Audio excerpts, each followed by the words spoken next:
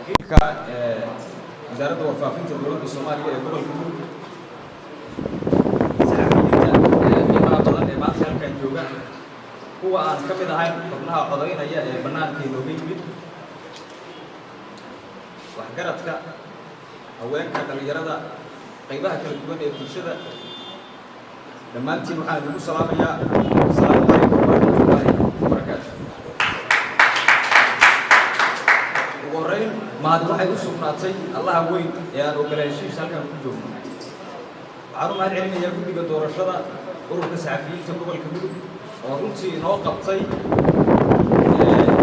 hawl laba ilaawaana isla markaana waqtigooda qaaliga u dhumiyey midayntayada iyo sidii aan u dooran lahayn hoggaan wanaagsan.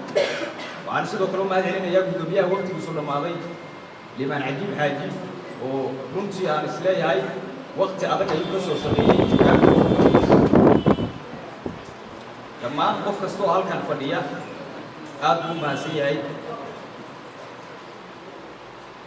magacayga waa Muxyidiin Cabdulqaadir Maxamed musharax u taagan xilka guddoomiye ku-xigeenka ururka saxafiyiinta gobolka.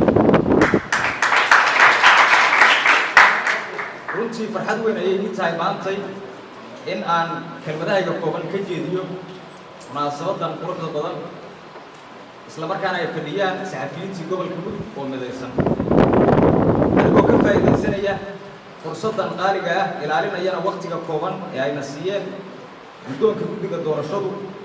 waxaan jeclahay in aan 2 iyo 3 ka sheego waxyaabaha inoo qorshaysan haddii ay doortaan xubnaha maanta aan xoogga saari doono.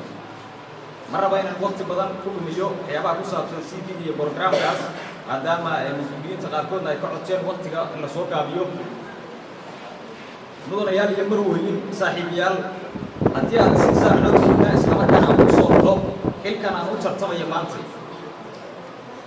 waxa weeyaan dhowr waxyaalood ayaa noo qorshaysan inaanu muhiimadda saarno waanu isleenahay muhiim bay u yihiin saxaafadda gobolka Mudug. waxa weeyaan waxa ugu horreysa inaanu keenno midnimo buuxa oo la mideeyo dhammaan wariyaasha ka howlgala gobolka Mudug. dabcan maanta midnimo waa ka muuqataa oo iyagii oo dhammaystiran ayay dooranayaan hoggaan cusub laakiin waxaa dhacda marmarka qaar in khilaaf iyo midnimo uu soo kala dhex galo gudaha saxafiyiinta. waxaan rajaynayaa intaas laga gudbi doono haddii aad maanta codkeeda ku taageertaan. waxaan kaloo jeclahay inaan ku daro qodob kale oo ah la macaamilka administrationka iyo saxaafadda. waxaan ognahay sida ka dhacda meelo badan oo ka mid ah Soomaaliya uu ku jira xitaa gobolka Mudug in wariyaashu ay la kulmaan xarig sharci darro ah iyo hanjuub xilliyada ay ku guda jiraan waajibaadka shaqadooda.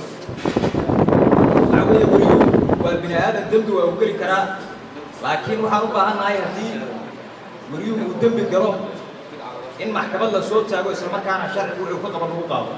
ma ogolaan doono in 10 daqiiqo iyo wax ka yar wariyuhu ugu xirnaado si sharci darro ah.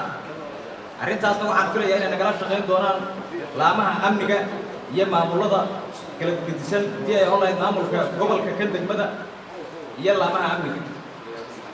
saaxiibayaal waan filayaa inaad maanta codkiina sii doontaan waqtiga oo guddigu cadaadinayo. wabilaahi towfiiq wasalaamu calaykum waraxmatullahi wabarakaatu.